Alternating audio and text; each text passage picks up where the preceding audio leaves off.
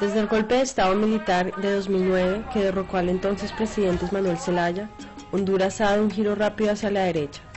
El sistema educativo está siendo rápidamente privatizado, ríos y bosques están siendo concesionados a inversionistas extranjeros, protecciones laborales están siendo eliminadas, el ejército está, todavía, movilizado a lo largo y ancho del país y acaba de recibir un incremento sustancial a su presupuesto anual. Parte de ese aumento está dirigido a los guardianes de la patria, el nombre del nuevo programa para jóvenes pobres coordinado por el mismo ejército. La reforma agraria ha sido declarada inconstitucional, la pastilla del día después ha sido declarada ilegal, nuevos megaproyectos turísticos amenazan con expulsar comunidades negras de la costa caribeña, y un nuevo tratado de libre comercio fue firmado con Canadá durante una visita del primer ministro Stephen Harper. And today's visit should be taken as evidence of our earnest desire for a stronger relationship with Honduras, one based upon a commitment to human rights, democracy, security, and prosperity. Estos cambios tan rápidos, hechos posibles por un golpe militar, son controvertidos en Honduras. Pero marchas y otras formas de manifestación son rutinariamente atacadas por la policía y militantes siguen siendo asesinados y asesinadas semanalmente. Como el caso de Emo Sarlo, uno de los miembros más reconocidos de la resistencia popular. Emo no había faltado a una sola manifestación desde que comenzó el golpe en 2009. Además, disentir en las páginas y programas de los medios corporativos del país es imposible, ya que no dejan espacio para el debate.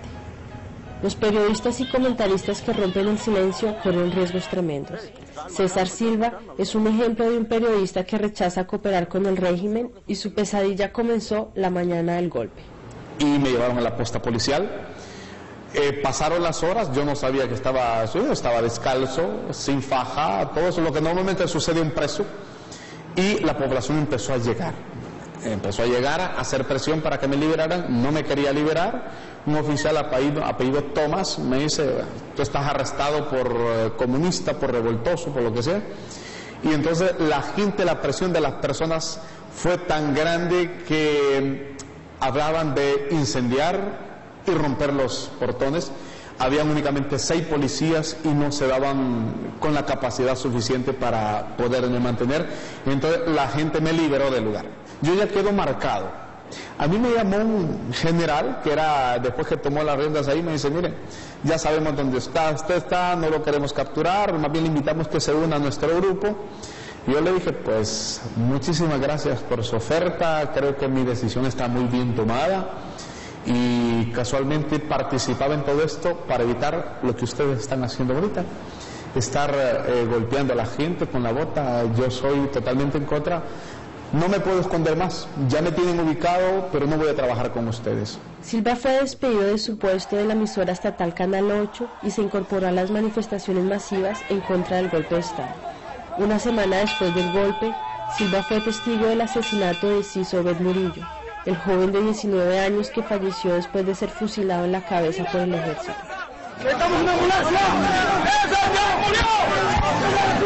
El periódico más grande de Honduras sacó la sangre, digitalmente, de la foto de Obed y reportó que el ejército utilizó balas de goma. Otros medios corporativos pasaron por alto la marcha de 400.000 personas y el uso de balas vivas por el ejército. Silva juró romper el silencio. Y entonces Radio Globo y Canal 36 son destartalados, destruidos, son sacados del aire. En ese momento utilizamos otra técnica para trabajar. Seguimos cubriendo con equipo casero y editar. Y el material lo grabamos en cinta, en disco, y lo proyectamos en los barrios y colonias. Los pequeños noticieros, y no eran noticieros, eran únicamente las imágenes del día, se copiaban y se narraban de manera muy rudimentaria, pero la información llegaba a la población. La ola de violencia contra la población no solo es en las calles, esta vez se traslada al Estadio Nacional de Tegucigalpa. Y es ahí donde me ven también como otro riesgo inminente, que pese al silencio de la prensa golpista y la salida de los medios beligerantes, está el periodismo de calle, periodismo casero le llamamos en ese momento, que creo que no tuvo muy buen resultado. Fue entonces cuando el régimen comenzó su ataque en contra de Silva y su equipo del periodismo casero. Sufro una agresión directa ante la población, ante cámaras de televisión que intentan capturarme, así públicamente, en los bajos del Congreso Nacional.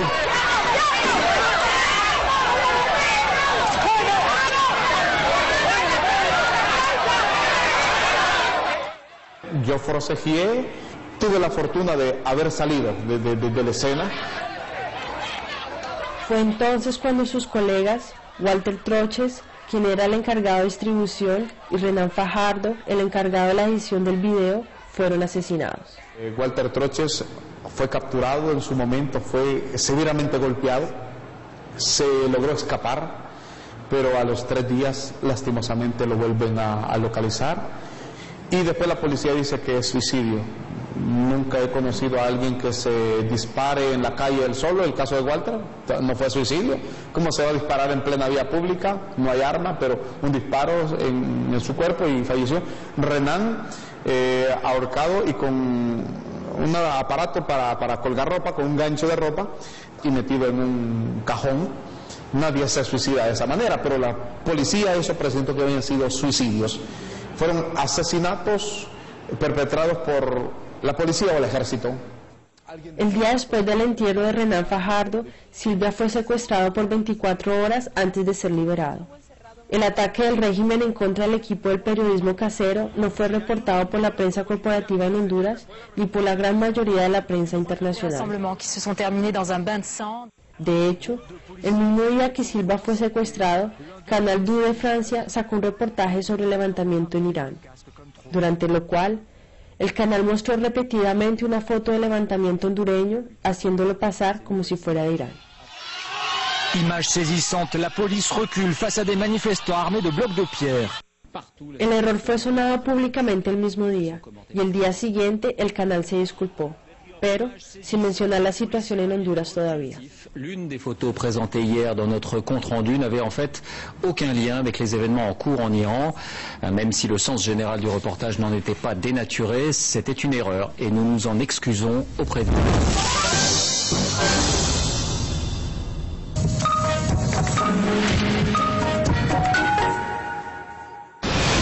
7.000 millones de personas, 250 países y 60 minutos. De lunes a viernes, Telesur presenta Dossier, el resumen informativo de la jornada, con la agudeza periodística de Walter Martín. Y ponga usted de las cámaras, señor director. Dossier, de lunes a viernes.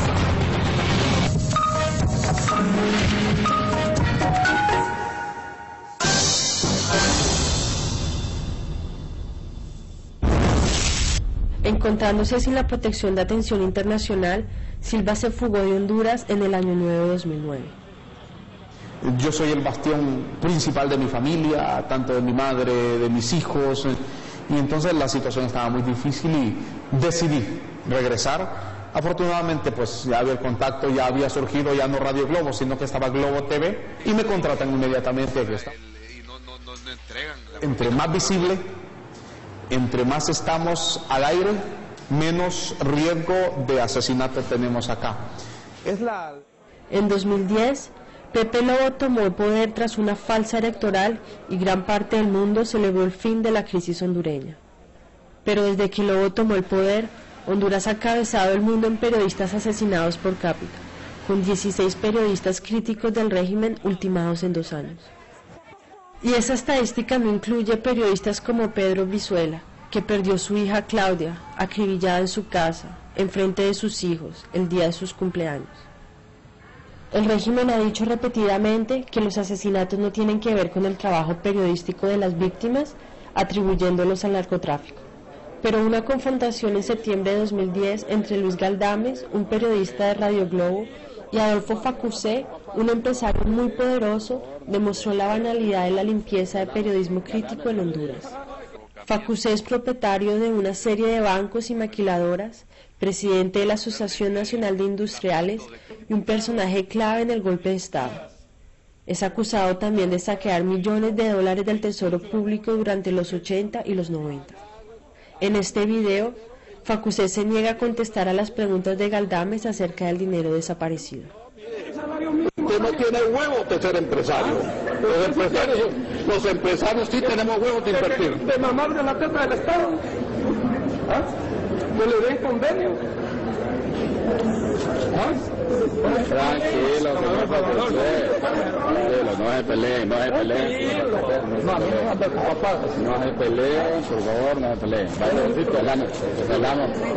Momentos después, mientras que Facusé sale del lugar, el periodista Óscar Calona de la radio corporativa HRN se acerca y susurra lo siguiente. Lo mataron. El incidente no fue reportado por ningún medio corporativo y Calona no fue despedido ni castigado por pedir que su colega sea asesinado. En cuanto a Galdames, él sigue reportando para Radio Globo, incluso después de sobrevivir un tiroteo en su propia casa. ¿Hay orden de eso? ¿De atacar niños? No hemos atacado niños ni hemos atacado... El 5 de octubre de 2011, el presidente de Estados Unidos, Barack Obama, se reunió con Lobo en la Casa Blanca. Obama ha aumentado la ayuda militar a Honduras desde que Lobo subió al poder y el Pentágono ha establecido 2 nuevas bases militares en suelo hondureño. Today also begins a new chapter in the relationship between our two countries. 2 years ago, we saw a coup in Honduras that threatened to move the country away from democracy, and in part because of pressure from the international community, but also because of the strong commitment to democracy and leadership by President Lobo. What we've been seeing is a restoration of democratic practices and a commitment to reconciliation that gives us great hope. Hemos abierto y seguiremos abriendo más espacios de participación para que el pueblo hondureño pueda expresarse y podamos nosotros... Semanas después, la destacada periodista crítica del golpe, Luz Marina Paz, fue acribillada mientras conducía en la capital hondureña de Tegucigalpa.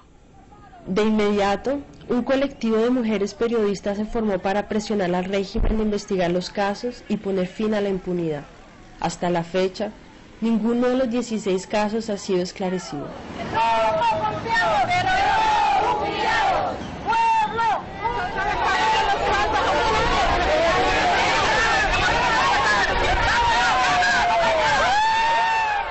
Cuando las mujeres armaron una protesta frente a la casa presidencial en diciembre, fueron atacadas con porras y gases lacrimógenos por parte de la policía y el ejército.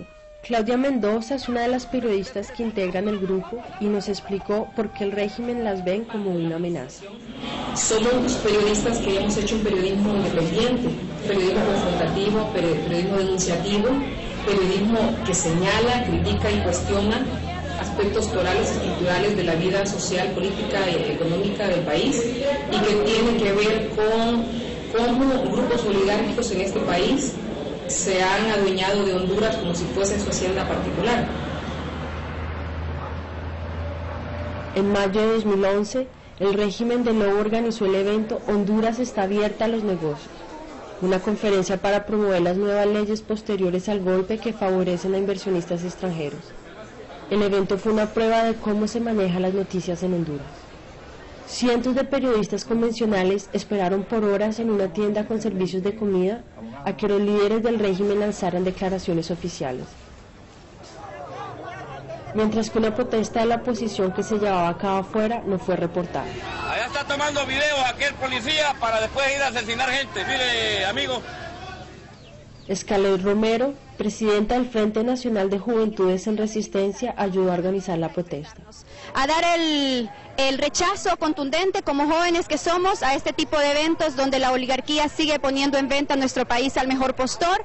Al evento, los manifestantes le pusieron Honduras está a la venta. Ya no es posible que sigan manipulándonos, que sigan vendiendo nuestros recursos y se los sigan vendiendo a personas que ni siquiera tienen sus familias acá, que ni siquiera han crecido acá. Son los beneficios que la oligarquía se ha adjudicado a ellos después del golpe de Estado, haciendo legislaciones y todas las cosas fáciles para este tipo de personas para que puedan venir a adquirir territorios inmensos, cuencas de agua, montañas, bosques, etcétera. Entonces, en la tienda donde estaba la prensa, el ministro de Relaciones Exteriores Mario Canawati, dio una breve conferencia de prensa.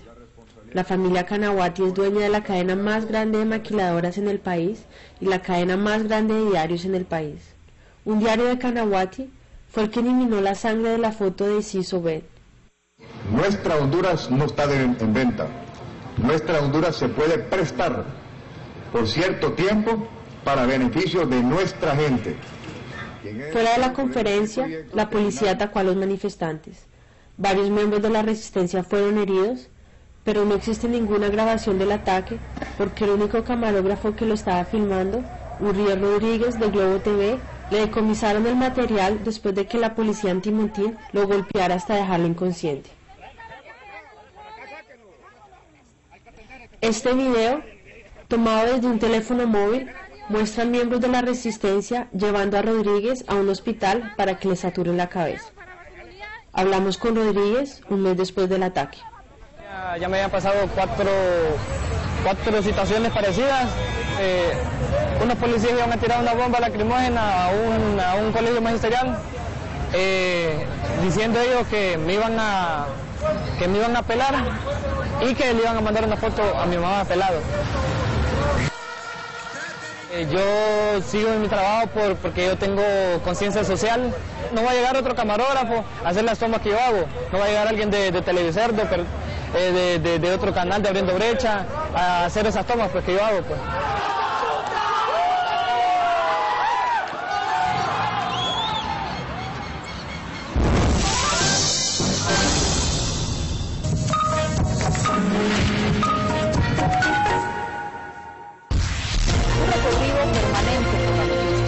Para informar de forma veraz y oportuna. Información precisa y de primera mano. Los hechos que afectan al mundo abordados desde su origen con visión latinoamericana. La noticia más allá de lo que otros pueden ver. Telesur, la señal informativa de América Latina. Hoy, Telesur presenta ¿Quién paga la crisis? En Conexión Global, 5 trabajos periodísticos que reflejan las políticas que norman la fuerza laboral en América Latina y Europa, la ciudadanía y sus condiciones laborales. Hoy, ¿quién paga la crisis?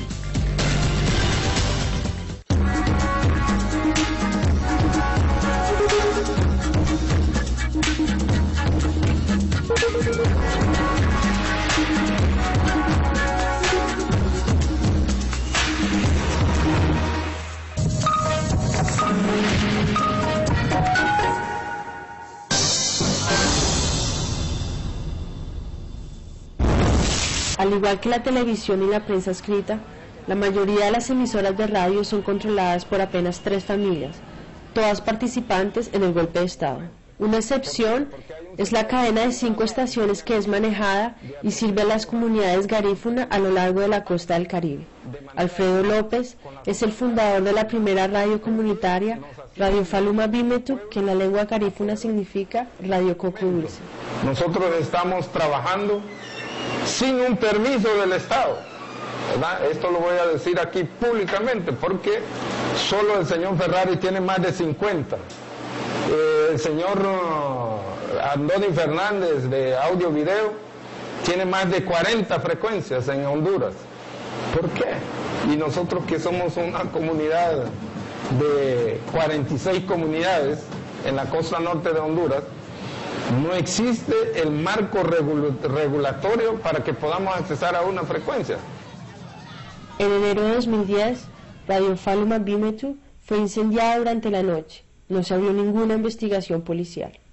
Antes de ese incendio ya habíamos recibido varias amenazas debido a las denuncias post-golpe de Estado, la campaña en contra de las elecciones, y eso nos creó bastante hostilidad en la comunidad a raíz de la división provocada por los mismos golpistas que pretenden desarrollar los megaproyectos turísticos en nuestras comunidades. Después de este incendio nos lanzamos a una campaña y pudimos restablecer operaciones un mes después con mucho más potencia para demostrarle a los golpistas que no fácilmente nos van a poner de rodillas. sino que ante la violencia respondemos con trabajo y determinación. Luego, en abril de 2011, incendiaron la casa de López. Él y su familia apenas pudieron escapar del ataque que se llevó a cabo a medianoche. Y esto nos levantamos con mucha sorpresa ante este hecho, porque ahora se trata de amenazar niños, pero imagínate, una investigación que si no hemos logrado nada con el incendio de la radio, imagínate ahora ante una autoridad indulgente que no se preocupa por nada y que parece que más bien en algunos momentos fueran cómplices de los criminales en nuestras comunidades, interesados en la privatización de la propiedad y el trabajo que hace concretamente la radio en este momento, acompañando a la comunidad en las denuncias en contra de estas barbaridades que se están dando. A pesar de las amenazas a muerte, López continúa trabajando en la radio. Apenas 2 semanas después del incendio, López estuvo presente en el primer aniversario del proyecto de radio de la comunidad de Zacate Grande, en la costa pacífica hondureña. Al igual que en la costa del Caribe donde vive López, los residentes de Zacate también sienten la amenaza de expulsión que generan los desarrollos turísticos. Su estación de radio, La Voz de Zacate Grande, es el medio que mantiene informada a la comunidad sobre la resistencia.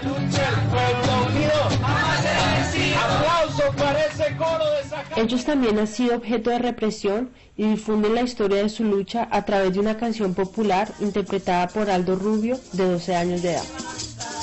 ¿Qué miedo tiene la oligarquía? Que a este medio envió policías. Aún así se mantiene al aire. Y aquí hay coraje, hay valentía. Soy la voz de Zacate Grande, que danza al mundo ecos de esperanza. Nuestro dolor que siente alegría, que vive el pueblo que se levanta.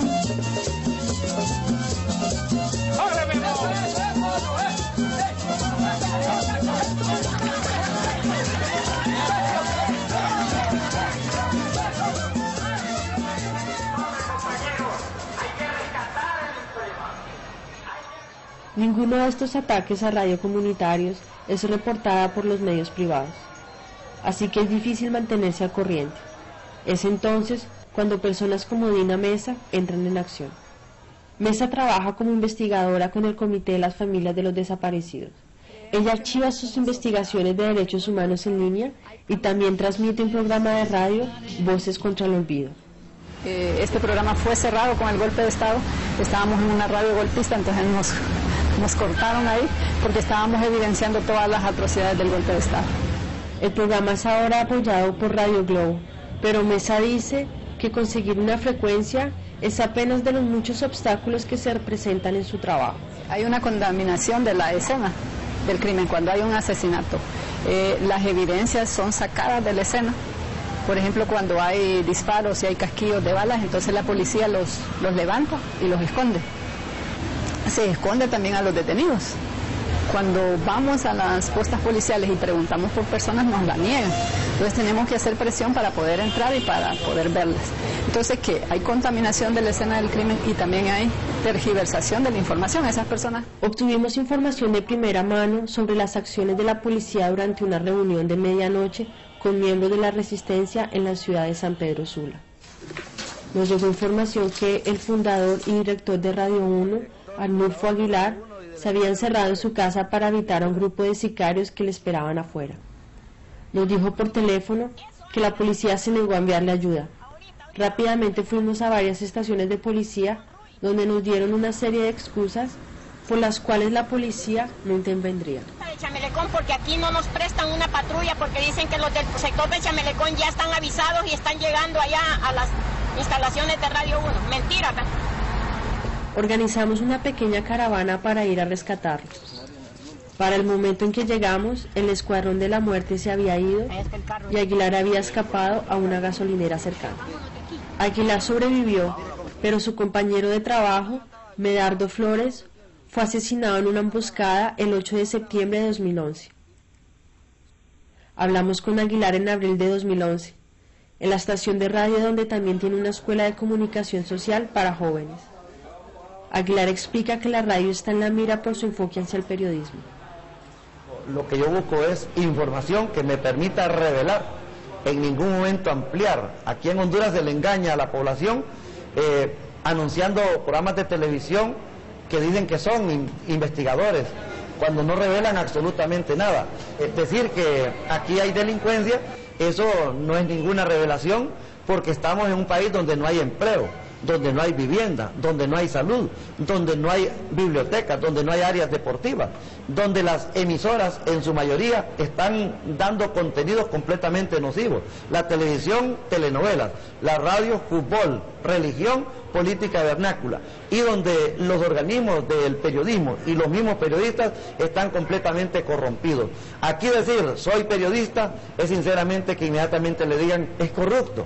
Al igual cuando usted dice soy abogado, inmediatamente lo confunden con un ladrón, con un asaltante. ¿Y qué decir cuando uno mira a un juez, cuando uno mira a un magistrado, cuando uno mira a un policía, a un fiscal o a un militar? Es como estar viendo a lo peor de los asesinos, de los ladrones.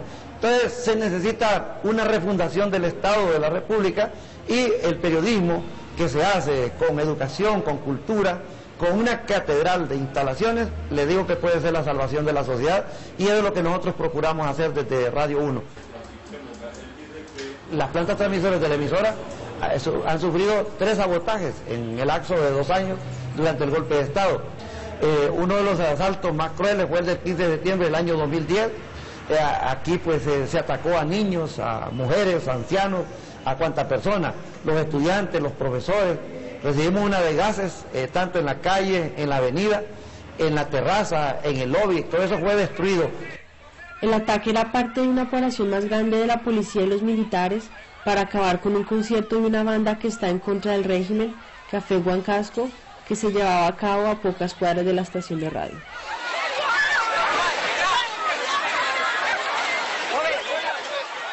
Entonces, ¿qué sucede cuando los músicos, los periodistas, los manifestantes y todas las formas de expresión son reprimidas? Cuando no hay nadie que hable, las paredes hablan. Las paredes se convirtieron en el muro de los lamentos, el muro de la verdad aquí en Honduras. Y los informes del periódico, la tele y la radio no dicen nada, están comprados desde hace rato.